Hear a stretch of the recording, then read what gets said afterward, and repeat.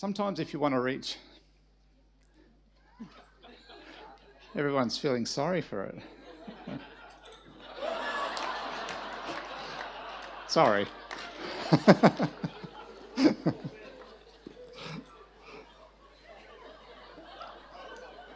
I think I had a teddy bear once. I don't know. I don't remember it being that big. Sorry, Anna.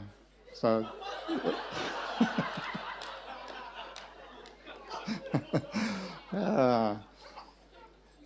You never know what to expect when you're working with young adults. They probably say the same about me. But sometimes if you want to reach new people with the new life that Jesus wants to give them, you've got to do new things.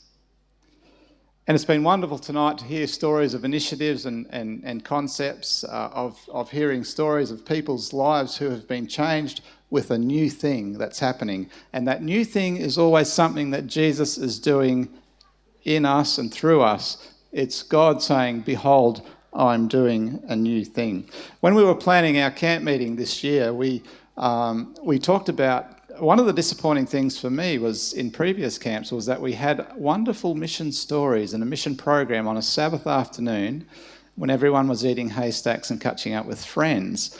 And we've had great programs and great things to share, but we weren't talking to too many people. And we didn't blame you, we blamed ourselves. We said, well, that's great, people want to catch up, that's fantastic, that's part of camp. But we are serious about mission, make no mistake about that. And so what we said, and the planning committee kind of push me, I think. They get behind me and push me out there and saying, you go and we'll follow you, and if you get your head cut off, we'll come back. You know, like I don't know what it is. And they said, well, change it. And I said, well, you can't do that. And they said, why not? Of course you can. God is starting to do a new thing. And so we said, we're going to make mission prime time, Big Camp 2018, right here on Wednesday night, when we come together intergenerationally to hear the stories and to praise God for the wonderful things that are happening right here in South Queensland. What do you say? It's an exciting thing. You know, it's wonderful to be part of a worldwide church that's serious about mission. We've been raised with a special purpose. We have a special message. We have a tune, a note, if you like, and what we say. And as a world church, we're shaping for mission. We're serious about mission. And it's exciting to see that from the General Conference, the South Pacific Division, the Australian Union, looking at ways that they can generate funds to the front line for mission. Things like centres of influence, mission to the cities initiatives, church planting initiatives. And I'm not exaggerating in the slightest to say that there are literally millions and millions of dollars being directed to the front line of mission right around the world. We are here with a mission, we are here for a purpose, and it sort of fills me with this sense of pride to see what our church is doing in powerful ways. Yes, it's true. Sometimes, what I was going to say is, I'm going to say, sometimes we do need to kick up the backside. I was trying to think of a more appropriate thing to say. But you know what that means, don't you? Yeah, that's true sometimes, but we have to be reminded that, yes, get out there, it's about mission. It's not about being selfish with this message. God wants to pass it on through us to others. And so what are we doing here in South Queensland? I've got about 2 minutes to share with you a couple of exciting initiatives that I think will help to change the face of mission here in South Queensland. Sometimes people use this phrase, change for change's sake. And everyone gets really nervous about change for change's sake. This is not change for change's sake. This is change because we are observing a decline in our impact when it comes to mission. And we're not happy. We want to see this church grow. We want to see other people reached with the love of Christ and the message of his soon return. And so we feel almost that we are impelled by the Spirit to look at new ways to do things, because if we keep doing things the same way, we will get the same results. And those results haven't pleased anyone that we've shared them with, including you as our constituents, we sometimes call it. So what are we doing? We want to place the local church back at the centre of mission. Not that it ever any other way, but we want to be intentional. We want to say the conference will rise and fall with the local church. The centre of the conference is not the conference office. The centre of the conference is your local church community, and we're looking at ways that we can strengthen your hand in ministry. And one of the ways that we're wanting to do that is to see that the churches are adequately resourced for mission and for evangelism. So we are, for example, changing the way that we implement or that we disperse evangelism funding in the local churches. So this is somewhat of an announcement. We have decided that the way that we will do that, we will give churches evangelism subsidy based on a percentage of tithe. And what we've talked about, in effect, without giving the exact figures, will triple the amount of evangelism funding that is available to you at your local church. Do you want it or don't you want it? All right. It will triple the amount of funding that you have to run evangelism in your local church, because it will be based on a percentage of the tithe that you pay, and you will know what is available to you. You don't have to... we will want to make sure that the money is spent for the purpose that tithe money is given for, which is for evangelism. It's for mission. So you can't take it, for example, and say, we want to build a new kitchen. It's not about us. This is about the community. This is about reaching out. And so we're also looking at ways that that funding will be available to you so that it will help you to connect to your community in new and interesting and different ways. It's not just the message-based evangelism. So that's some news for you, and I know I'm certainly excited about it. And so the challenge for you is this: when you go back to your local churches, if you're thinking about planning for 2019, start thinking big. Start thinking new. What are the new things that God is doing here in our community? What does He want to use us to do to reach others for Him?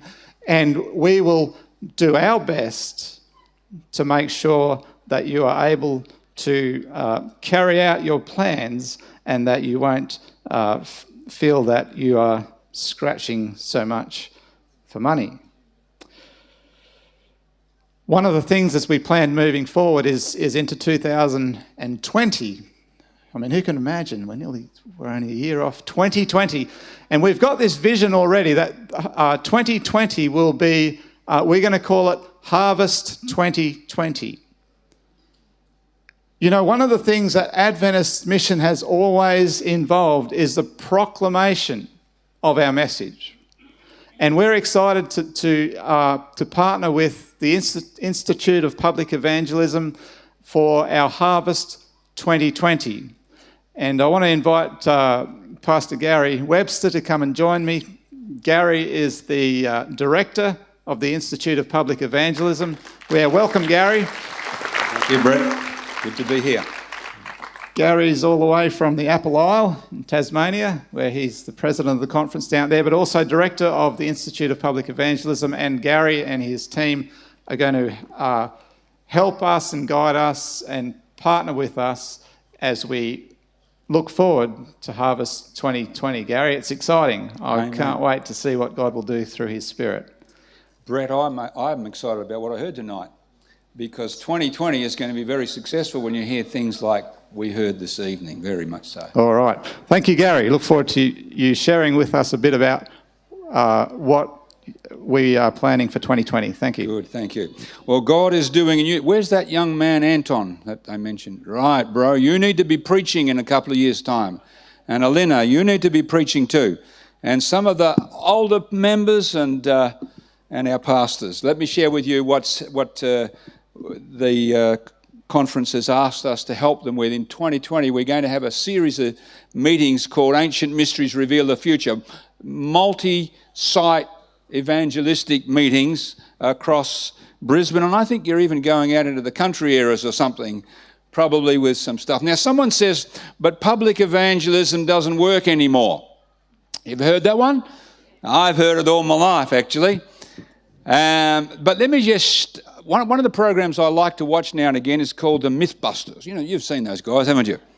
I want to bust a few myths here on public evangelism for just a moment, because people say it doesn't work.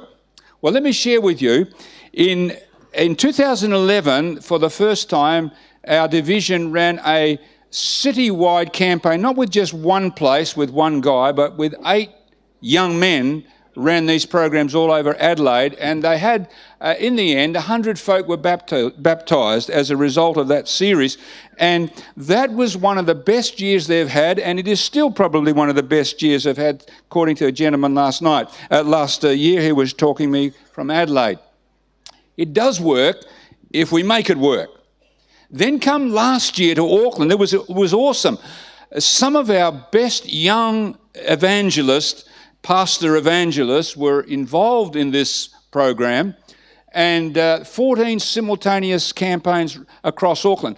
And they had about 128 folk baptised, and we didn't even have the Samoan churches involved. Now, if you know the Samoan churches, they're big on sharing Jesus and bringing people to the Lord, but they weren't involved in this one.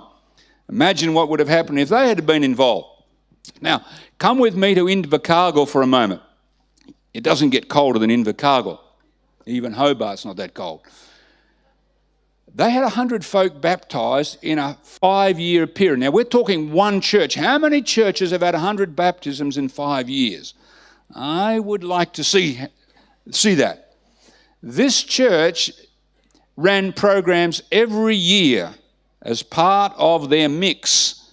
And they had, in fact, they are so keen on this that I remember Romina and Eunice, the pastors, husband and wife team, they said, would you come and run an evangelistic meeting? I said, I don't have any money, I don't have any time left. You're asking me at the start of the year, and it's all budgeted for, time and money. They said, do you have some weekends? I said, yeah, I've got 5, I got back to them. All right, we will fly you from Sydney to Christchurch to Invercargill every week, and at our expense for 5 weekends. We will pay for the whole campaign, and we had about 16 folk baptised at that campaign, and the other years similar things from other evangelists. It works, and I'll tell you why they make it work tomorrow morning. I'll share with you that. Melbourne Gateway Church. You've probably heard of the Gateway Church. Now, here's a church in Melbourne, mainly young people, who have planted 4 churches, at least by now, and every year they're going to do something in the area of proclamation of our message. They do a whole bunch of the stuff we heard up here tonight, but they always have this in the mix every year, and that's why they're planting churches. Now, you will not have success, none of us will have success in message proclamation unless we're working on this, the cycle of discipleship. And we've really heard part of that tonight. What we're doing in 2020 is just a little bit of it. That's the harvest part. But unless we do the rest, we'll never get the harvest. So that's where we're headed in 2020 with Harvest 20. I want to share, as we come to a close, a statement by Ellen White that I think is very significant for us today. Notice what she says. A great work is to be accomplished in setting before men, that means women too, the saving truths of the gospel. Notice what happens next. This is the means ordained by God to stem the tide of moral corruption. Do you have moral rot up here in South Queensland? Come on, be honest. Yeah, you should come to our town down Hobart. I mean, it's a little place, but it seems that much of Hobart is dark. We have this thing called dark mofo. Doesn't get any darker than that, I can tell you. People running around in the nude down the beaches and all sorts of things. And witchcraft. We got this crazy museum down in Hobart. I couldn't even tell you what's in there. I've never been game to step my foot in there, but we hear about this place. Last year they rolled around in innards of animals and blood, and I mean, where are we headed? Now, that's part of the moral rot. And the Bible, she says about the gospel is the way to stem the moral rot in our society. She says this is his means of restoring his moral image. That's called discipleship, isn't it? The image of Jesus being restored in people. It's his remedy for universal disorganisation. It's the power that draws men together in unity. Imagine what could happen in Brisbane and all of South Queensland if the gospel was shared. If you don't believe that statement, think of what happened in England back in the 1700s when John Wesley, Charles Wesley, George Whitefield preached the gospel. That's why slavery was abandoned. That's why prisons were reformed, because the gospel touched hearts and it changed society. It can change it here as well. Now, that's the next statement is what I want to share with you as we wrap this up. To present these truths is the work of the third angel's message. In other words, the three angels' message is the vehicle in which to preach the gospel of Jesus in the end of time. The Lord designs that the presentation of this message shall be the highest. Anything higher than the highest? Not in my grammar class, it wasn't. It's the greatest work carried on in the world at this time. It can happen with a Bible study. It can happen with somebody giving a DVD of something. It can happen in a public program. But happen it must if we're going to change our world for Jesus. So 2020, let's go together. A lot of men, a lot of women, a lot of young people could be sharing these messages. Yes, we're going to bring a few evangelists from the Institute, some of the young men and older men in this Institute, but there ought to be some pastors from here, Pastor Brett. There ought to be some young people who can be trained to do this. And imagine what would happen. Rather than just one or two campaigns in the city, it could be blanketed with God's message, with what's gone on before and what will happen later on.